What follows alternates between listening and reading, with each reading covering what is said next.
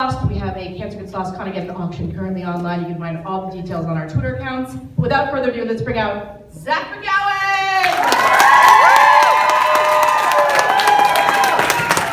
What's up, what's up? You got your lunch? This is the breakfast of champions. Yes, there's vegetables in there. There's vegetables. There's many vegetables, there's even an olive. Yes, there you go. That's a veggie. How's your con been going? Oh, it's been great. And your voice isn't con, that's just your voice. No, this is just how I sound. And before we get started, I think Zach just shared something so cool with me. Why don't you give them a sample of what I'm about to bring up? Before the 100, before Shameless, before plaque sales, Zach had an interesting start for his career. In a city, in a time, in a city before time, one man, one woman, one ConAgeddon, in theaters nowhere. This dude got a career doing voiceovers when he started doing voicemails for friends in a bar. Yeah, that's actually how I started. Yeah, tell them the story briefly. So basically, I always had like a movie trailer invitation that I did, and I was at a bar, and some guy was like, "Hey, will you do my voicemail?" And I was like, "Yeah, $20." And I did it, and he gave me $20. And then like a bunch of other people were like, "Oh, do my voicemail." And I was like, "Cool." And I was a bartender at the time, and I was pretty broke, and I was like, "Man, I just made like more money than I make in like 2 shifts, like in 5 minutes here at this bar." And then I was doing that in LA, like kind of just consistently going to bars and doing voicemails. And my best voicemail was, like one woman, one message, one beep.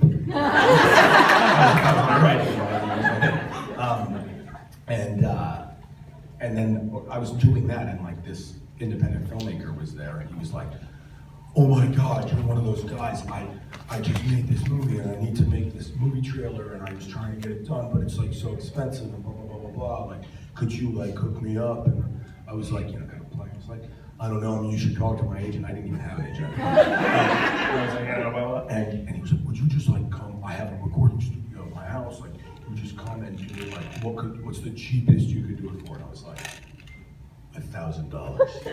And he was like, "Done. Can you come tomorrow?" And I was like, "Yeah." And then I went and I got that done, and it was a little movie trailer, and he sent it to me, and then I used that movie trailer to get a voiceover agent. And then that was actually the first time I had an agent. And I was like, "Oh, this will work." Great origin story. Yeah, that's my origin story. My supervisor.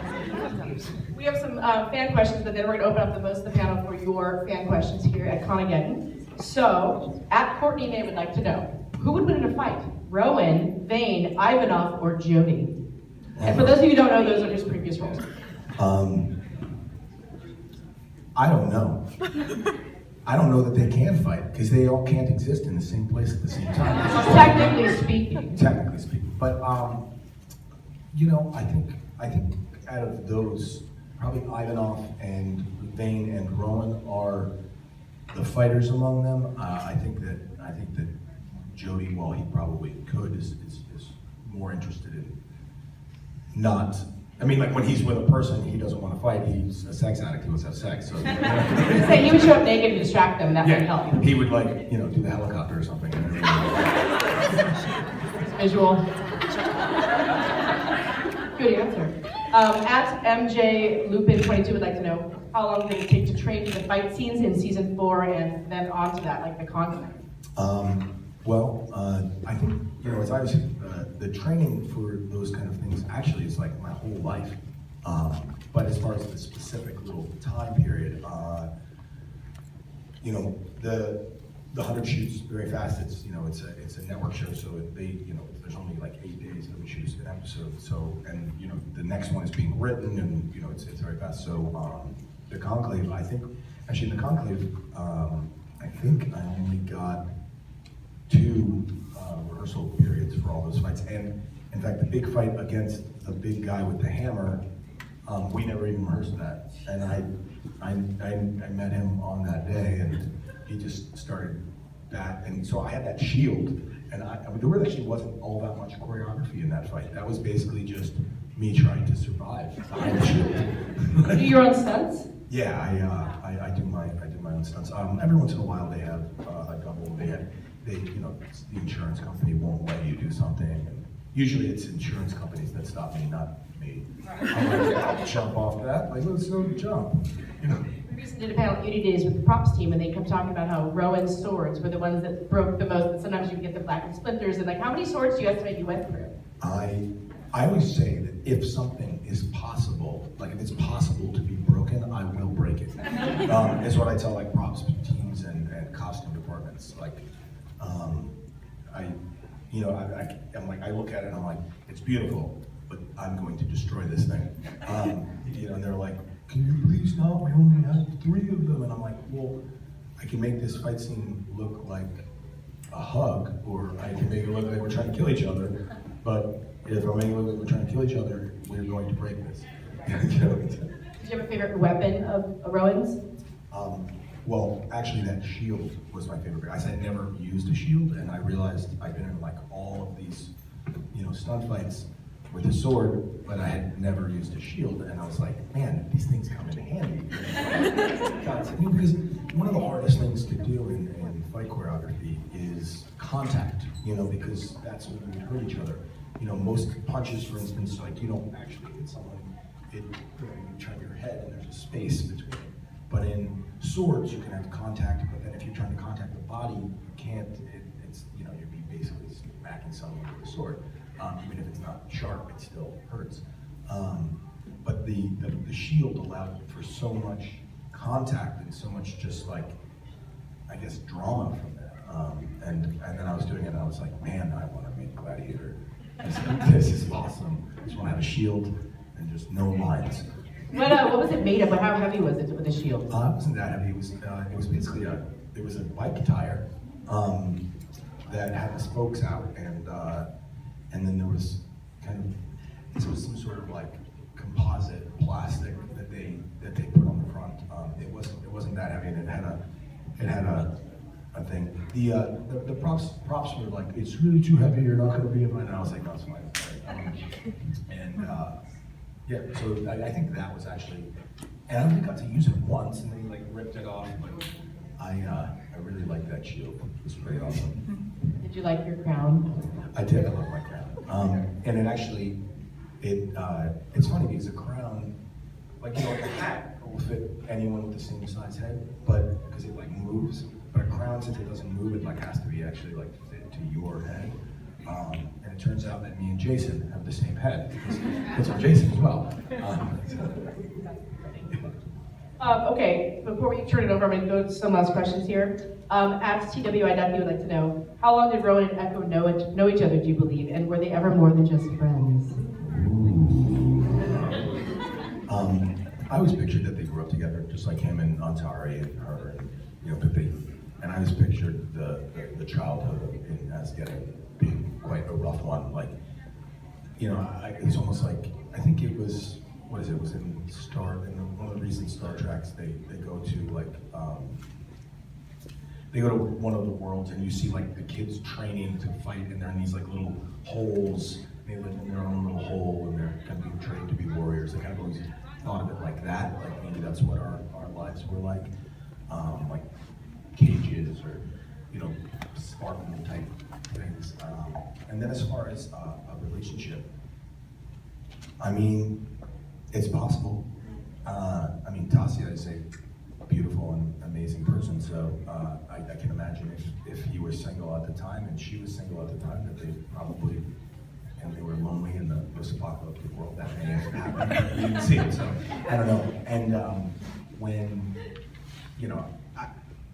it's possible, but also, I don't know. I didn't It's just write it. Ken. I'm sure there's fan fiction out there about it. Yeah, I've actually read some. Okay. You're first. It's interesting, before we met Rowan and the Queen, we sort of knew about the Ice Nation. We meet Echo first. She's locked in, she's a prisoner in Mount Weather. Like, what do you think? Do you think Rowan and your mother, the Queen, were trying to, like, how do you think they were working to get her out? What were their feelings about Echo being captured? I was surprised Echo got captured. captured, but like she did, so that probably was a huge blow to you. Yeah, you know, I think, you know, kind of, and at that time, you know, before we met him, I think that he probably didn't know she was captured because he was banished and living out in the woods by himself. You know, kind of whatever that was. You know, making fires. Right. So, actually, it's actually funny. As much as the banishment was like supposed to be a bad thing, I kind of always like. I feel like Roan, like in retrospect, was like, man, I just should have stayed out there by myself. I would have been fine out there. I could make some fires, cut beer, okay. Wouldn't have to deal with all the really intense stuff that happens in the city, and Roan, and all that. Did you create, or did they, I don't know if they gave you a backstory more for Rowan, did you create your own headspace, like a backstory for Rowan and his relationship with his mom, more than what was on the page? Oh yeah, for sure. You know, backstory is pretty important. I mean, what I kind of use is, you know, because Roan's like he's a warrior, so I have kind of like this generic backstory for warriors in my head that I just use for. It's basically like kind of this imaginary world that I kind of like part hoped, that I part wish that I came from, and part glad that I didn't have to do it. So yeah, but yeah, it's actually funny. The queen, Brenda, strongly put the queen. Her name is Brenda. My mother's name is Brenda, and her son, his name's Zach. Yeah, and we were sitting there like, oh my god. And she's in Spaceballs. I don't know if anyone's Yes. seen that movie. So when I Classic. all the time, she's in Spaceballs, and she also did an episode of Seinfeld, which is also one of my favorite shows of all time. And I was like, oh my god. Fangirl of her mom. Yes, I fangirled my mom. She's legendary. And she's very tall and just striking person. Just absolutely brilliant and just awesome and very strong, like her dad. Before you get to fan questions, I personally want to say that my favorite episode is 304, and so I want to talk about your training with Alicia for the Rowan and Lex fight, and what was it like to film that particular scene? Well, that was an intense thing. I mean, it's like I was new on a new show, and they were like, get in the pit in front of everyone and fight our most beloved character and don't hurt her. And I was like, oh my god. And they were like, they basically gave us like we basically rehearsed that one day before, and she'd never done a sword fight yet. She was really worried about that, and but she actually, I was like, dude, you don't have anything to worry about. You're awesome with this. Like, I was like, you must like have danced or something in your life. And she was like, yes, because she picked up the choreography right away, which is like some people pick it up and some people don't. That's just, you know, that's the thing. But yeah, we rehearsed in this like little room. The Polis set is kind of on this like little, it's next to like a train yard, and there's this little thing that kind of juts out into a bay, and there's a guy who lives actually in Polis. He's got his like, house is in Polis. That's his house is where he lives, and he has like this little room that we was raining outside that we rehearsed it in, and it worked really well. Like it just kind of organically clicked, and she was great. And I had never met her before, so I was like, hey, we're fighting. How's it going? I'm Zach. And then when we got out there, I didn't. When I read it, I didn't know like it was like the entire cast of like that everyone was just there like go. Oh, this is pretty intense. And I mean, we actually shot that all in like 4 hours. Yeah, we just ran the whole fight through maybe like 20 times, and they filmed it with Steadicam, and they filmed it from behind people's shoulders, and they brought the cameras up high, and they shot it from there. And it was remarkably. Like sometimes things are very hard to accomplish, and sometimes things just organically work, and it just organically worked. It's awesome. Yeah. Okay, well, if you'd like to start lining up the microphone for fan questions, we have some time. You're welcome to ask Zach questions about The 100 or other shows. In the meantime, let me ask you, is there anything you can promote coming up? Any projects you'd like to promote? At some point, Universal will release some action movies that I played the lead in. Death Race was supposed to come out. They want to put it in theaters now. I don't know. I'm not I'm not in charge of, like, people think we're in charge of a lot more stuff, like, I'm in charge of pretty much nothing, other than this, yeah.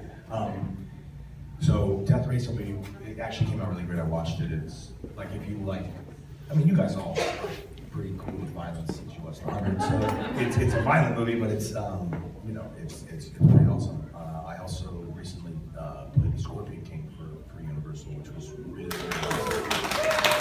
By the way, it's like I just saw a cut of it. It's pretty awesome.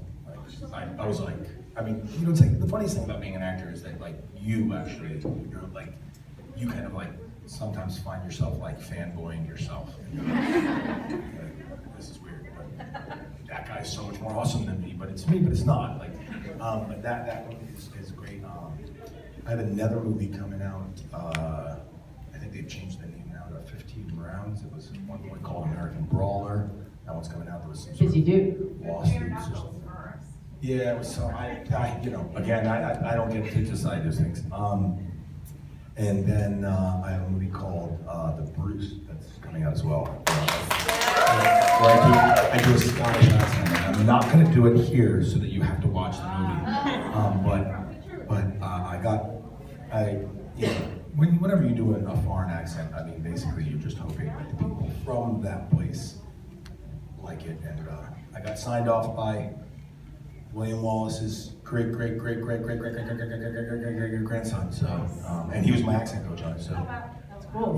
Yeah. Nice. Okay, first question. All right, I have two if I can get away with it. What's up, Troy? Nice. Great thing. Who has been your favorite character, or if you don't want to pick a favorite character, your favorite scenes of played so far?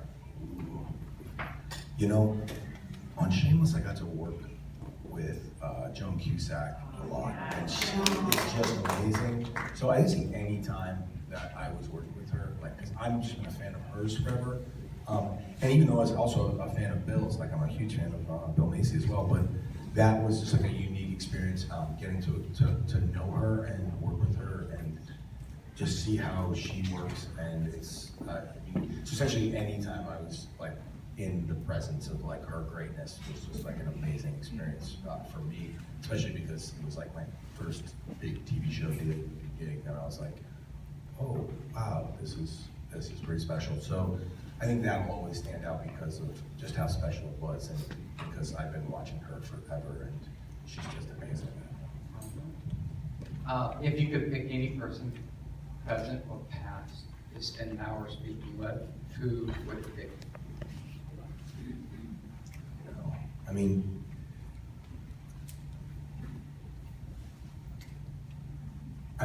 it's funny, but I think I'd probably, I didn't really know one of my grandmothers very well.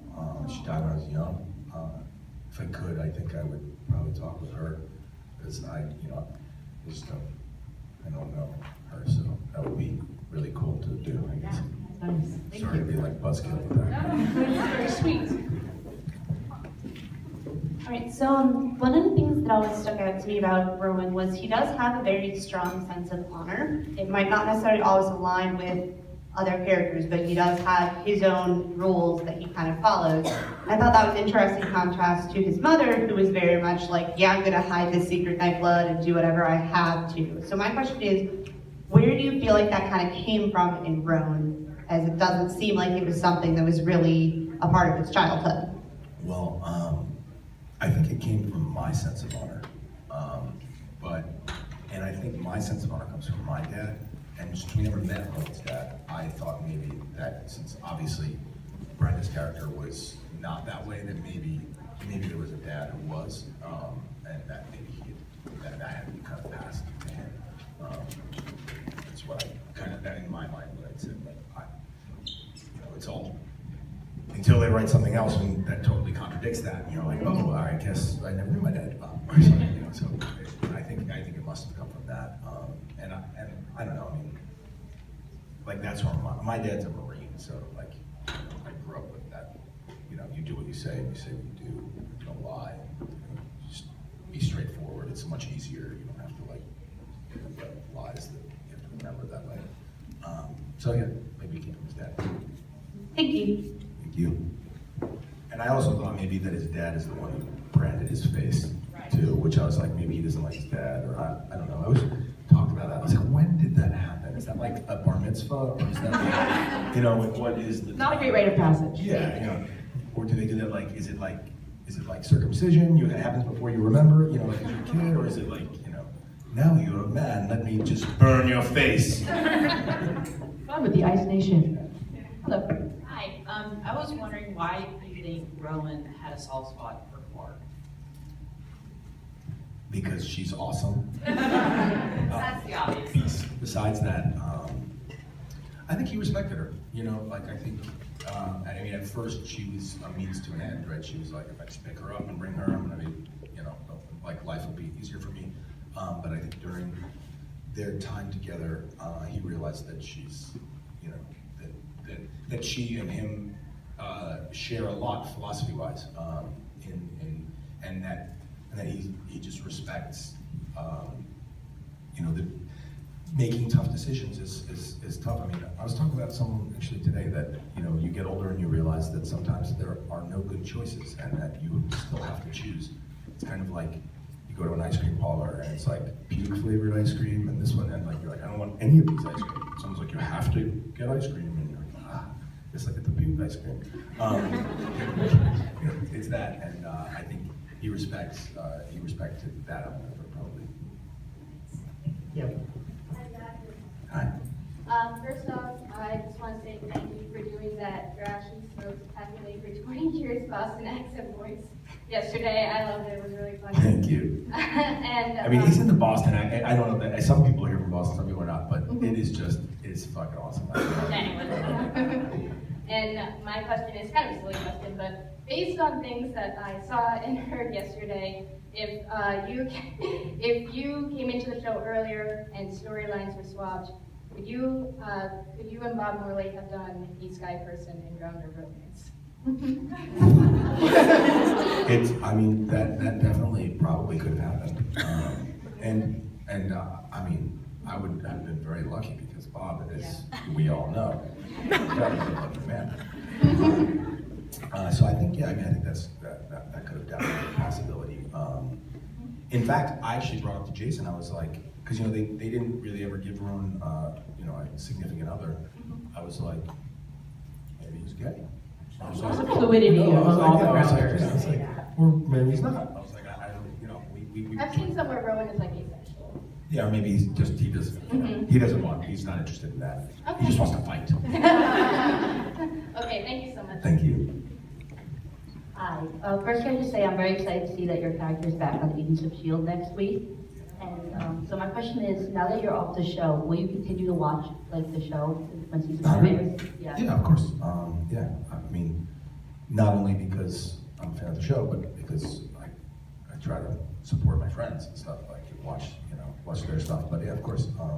In fact, I think I'm going to Jason's house to watch the first episode.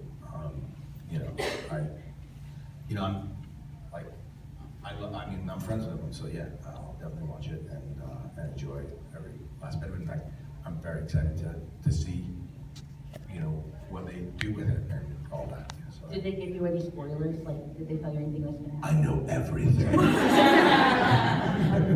Yeah, I know all kinds of spoilers. It's actually one of the hardest things about the business is that you just end up, you know more than you should. But what's funny about it is even though when you know something, but you haven't, even if you shot something and you know it, but you still haven't seen it, it's still new when you watch it. If you've done a good job, it's still engaging. So yeah, it'll be awesome. I have to check it out. Hey. Hey. So I have another question about Agents of S.H.I.E.L.D. What is it like to be part of the Marvel universe? And if you could be one of the characters that's in Infinity War, who would you like to be? Well, I don't even know if he's in Infinity War, but in the crew on Agents of S.H.I.E.L.D., they all call me Logan. Not the producers, the crew. So I always loved Wolverine. not even just Hugh's Wolverine, just the idea of a small, tough person who can just keep getting back up regardless of what life does to him. He just keeps moving forward and going. So I really love him, and you know, there's like, I'm sitting here just hoping one day I get a chance to do that. But being part of the Marvel universe is just really awesome. Agents of S.H.I.E.L.D. shoots in Los Angeles. In fact, I did the tape for that show with Bob and Tasia and Chai, who played Alien. Chai was running the camera, Bob was doing the scenes with me, and Tasia was watching, drinking a vodka soda. On brand. And it was actually great. I worked on my Russian accent for years, and I did it first in a video game, actually, for Marvel's universe. I played Whiplash in the first Iron Man video game before what's his face played it in the movie, I basically was, you know, using that same kind of accent and same voice for it. But it's really cool, and it's actually amazing to see. I never did anything that had such a visual effects element. And it's really amazing to see that they can actually put you in a scene that you weren't even in. Like, you're like, I didn't shoot that. What? And then also, I think the coolest thing about that role was I got to do a scene a couple times with myself. I actually straightened my own tie and was like, "You look fantastic." And it was just, it's such a, it was really fun. And I guess when I was a kid, I was a big Eddie Murphy fan from like all his his movies when I was a kid. And he used to do all those scenes where he'd play like different characters at the table and all of that. So it was kind of like my first chance to do a little of that, even though I was playing the same guy, I was playing different guys, but it was cool to kind of see how that works and just have fun and play with it. And Marvel just has obviously so much resource at their hand. It's actually really interesting because you're like, all right, I have to believe in this weird the power of this book. Okay, it's a very strange kind of mind thing because I've never done something I guess so fantasy, like at that level where you're like, okay, so I'm a robot, but I'm a brain controlling the robot. I was like, so should I move? Like I remember I was talking with Jed Wheaton, the showrunner, and I was like, should I now that he's a robot, should I make this now more robotic, or because I'm not, I'm actually my own mind, so would I move more like me, or would I move like a robot? And he was like, oh, that's a good question. And I was like, since you're still a human brain, I guess you shouldn't move like a robot. Like Ada was doing a robotic thing. Mallory was playing her. And so I was like, are we, and then we did like robot, like sex, and it was all weird. I mean, it's pretty funny. It's fun stuff. So I was honored to get a chance to be a part of, it. And I was actually just shooting an episode of that recently in Los Angeles. So yeah, it's great. I think the 100th episode of that just aired last week. And then I come back next week, I guess. And if I can just make a request, I think a lot of people went to bed last night, so they may not have seen your awesome Irish dancing skills. Oh. So by the end, if we have time, if you would regale us with that again. I am always happy to do it, Jake. Awesome. Thank you. In fact, little known fact, my dad and his brother and sisters were the Irish jigging champions of New York City back in the 60s. So at any family event at the McGowan family, eventually a giant jig starts happening, a big line of people just jumping up and down, and it's amazing to watch like people in their 70s do jigs now. It's pretty sweet. Hi, I have a question not related to the show. So we're obviously in Boston, which is a huge baseball city. The Red Sox are huge here. Go Yankees! I'm from New York! I'm from New York! I wanted to know if you like baseball. Yeah, Are you a Yankees fan? Yeah, I'm a Yankees fan. I grew up in New York, But I also, I went to my dad worked at a summer camp in New Hampshire, and we would come to Fenway for games during the summer, so I was You're a actually. friend of the Yankee fan. Yeah, I'm a Yankee fan, but you know, I do have some love for the Sox, and I think Fenway is a superior stadium. I think it's like one of the best stadiums in the world. Just like it's just got I don't know, it's just different than every other place, and it's like I don't know, it's like to me it's like stuck in time. You know, it's like its own relic of a time forgotten. But yeah, so I'm a baseball fan. Although it's funny, I'm not the hugest fan of watching people play sports because I love to play sports. So every time I watch sports, like all it makes me want to do is go play sports. So, yeah. And, Thank you. you're welcome. The San Francisco Giants, I just had to be So my question actually comes from my husband. We know you've got so many roles when you do fight. I'm waiting to hear his Charles Vane imitation. I promise you, when I get home, I will film it and I will tweet it. I can't wait. So basically, he's wondering, we know that a lot of the scenes are choreographed, but do you have any background in like martial arts, boxing, any formal background training? Yes. I started in jiu-jitsu when I was about 7, and did that through high school. So that's actually like just a part of me. Like I don't even know what I know from it because I've just like been doing it for so long. I'm also the youngest of 3 boys, and early on my dad taught us all to box, which was basically he gave us boxing gloves, and my brothers just started beating the shit out of me. So I got really good at dodging punches. I'm pretty nimble. I'm pretty good with that. So yes, and then I started studying Muay Thai a number of years ago as well because I wanted to work on my kicks and stuff for stuff. And then I also played like every contact sport. I played football, hockey, and lacrosse. So I've always been like a physical person, and yeah, it's much more fun to fight on in a make-believe environment than in reality because it doesn't hurt as much. Exactly. That's awesome. Thank you. Thank you. Hey, what's up? So the last moments between Roan and Echo, Roan and Clark were absolutely bittersweet considering what happened in the conflict. What do you think Roan would want to say to them that was left unsaid? Good cosplay, by the way. Thank you. Cosplays. That game is strong. I think with Echo specifically, I think I think he would.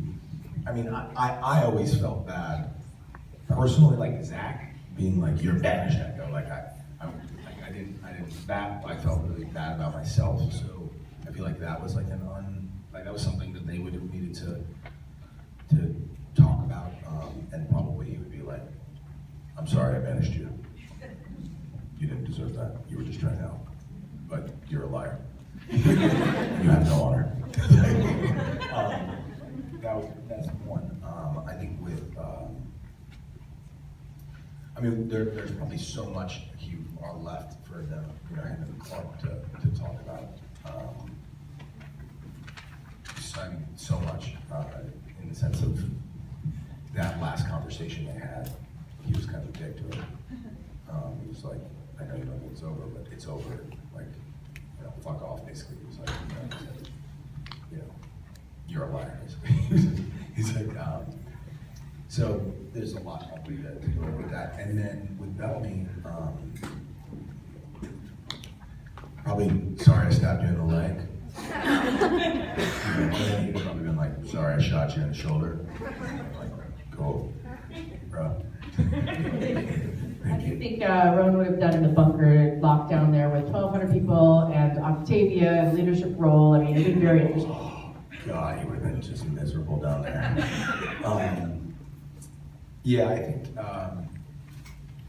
I think he would be absolutely miserable inside of the bunker.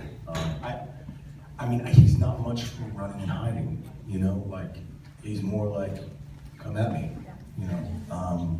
So, yeah, I think that, you know, like he's, you know, some people are like, you know, like some people are like roaches who can't die, and like that's not, like his thing is like, you know, bring it, you know? So, yeah, so I think he would have been miserable, and also, I think clearly he had trouble always keeping actual control over the Ice Nation. Like, Ice Nation tended to not actually listen to what he said. So, it's probably best that they didn't all enter there, because most likely they'd probably start killing everyone. That's kind of what Ice Nation does a lot. I was actually given the signal to wrap up, so I have one last question. I'm sorry for those in line, but we'll have an Ice Panel Nation soon, so you can ask your question. Yeah, I'm actually basically just staying up here. Yeah. So I'll see everybody. So this is a personal question, Zach. I was wondering, no, this is a safe one. I was wondering what it's like for your daughters, having an actor and celebrity as a dad. Like, do they see you on TV?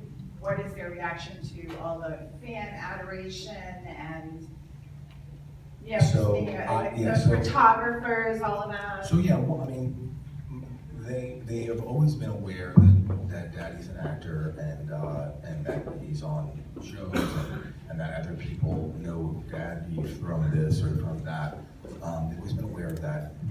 I don't let them watch anything that I've done. I think 100's still a little too violent for. I think they would get nightmares for younger 7, 5, 6, and 4, but about to be 7, 5. So I don't give them that opportunity. But it's funny, like every once in a while I'll see, because when she started school, it actually really started to, you know, like her teacher is a huge Black Sails fan. You know, like she had like an experience when I walked into the class. And I was like, I was like, you know, give her good grades.